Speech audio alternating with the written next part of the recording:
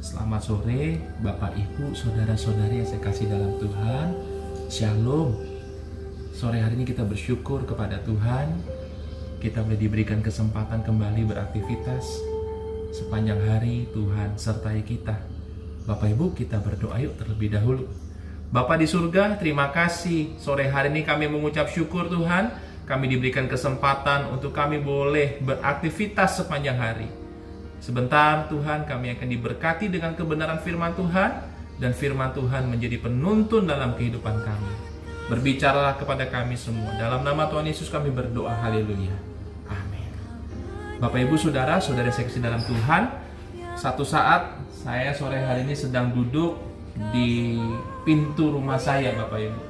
Tanpa saya sadari ketika saya melihat, ternyata saya melihat bahwa di rumah saya atau di pintu kusen rumah saya ini ada sebuah bolongan yang cukup besar di tempat ini. Ini bolongan yang cukup besar, dan saya melihat bahwa bolongan ini ternyata hasil kerja dari serangga yang bernama rayap Bapak Ibu. Di sebelah kiri dan kanan saya ini kayu yang besar untuk menopang, untuk menempelkan pintu ini. Ternyata kayu ini juga bolong. Bolong bukan karena hal yang besar, tapi bolong besar ini diakibatkan karena serangga yang kecil yang bernama rayap. Nah Bapak Ibu, Tuhan ingatkan saya, hati-hati dalam kehidupan kita.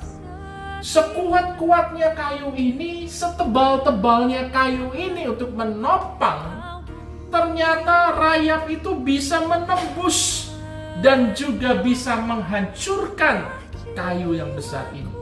Kalau tidak cepat-cepat diganti, lama-lama ini akan rubuh Bapak Ibu. Begitu pula dengan kehidupan kita.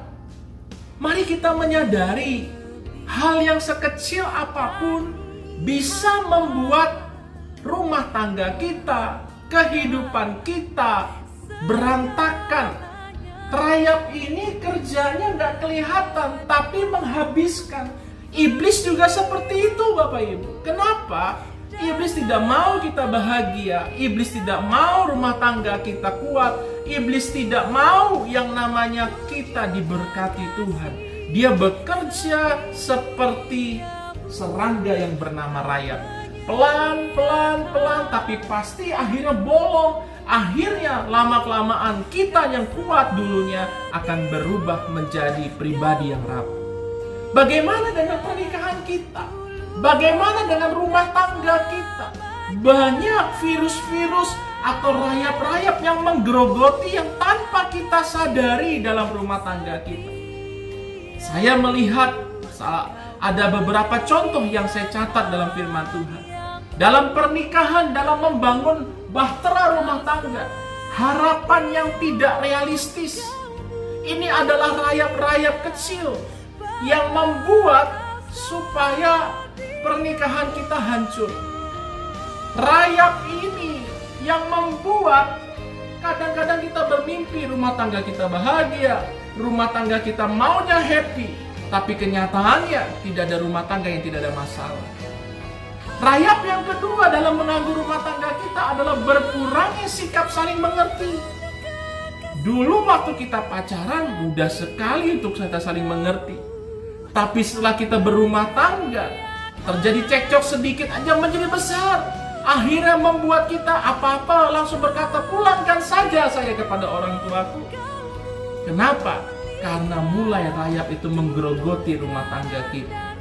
Lalu yang ketiga apa? Berkurangnya tekad untuk mempertahankan pernikahan.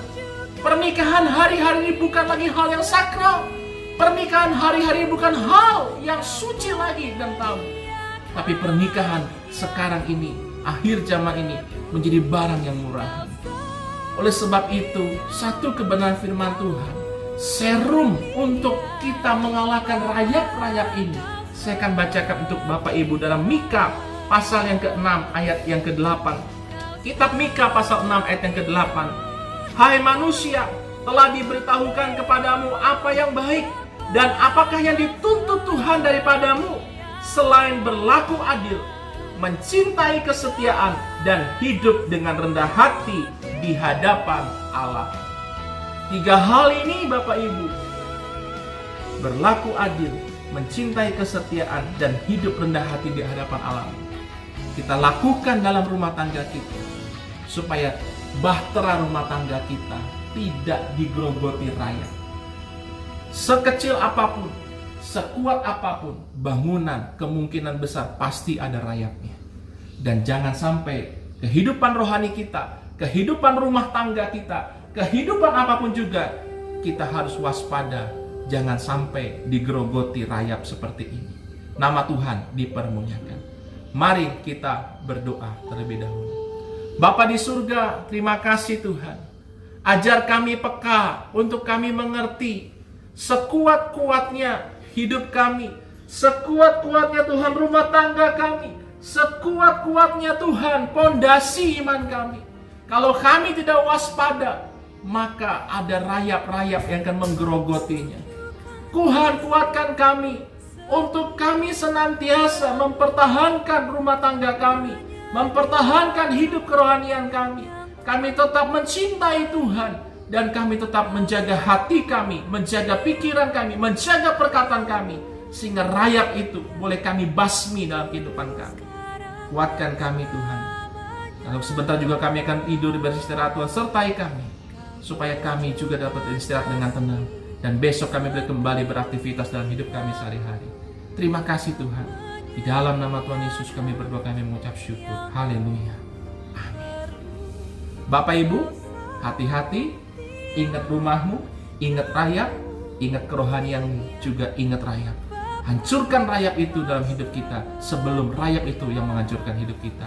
Nama Tuhan dipermuliakan. Shalom. Tuhan Yesus memberkati kita.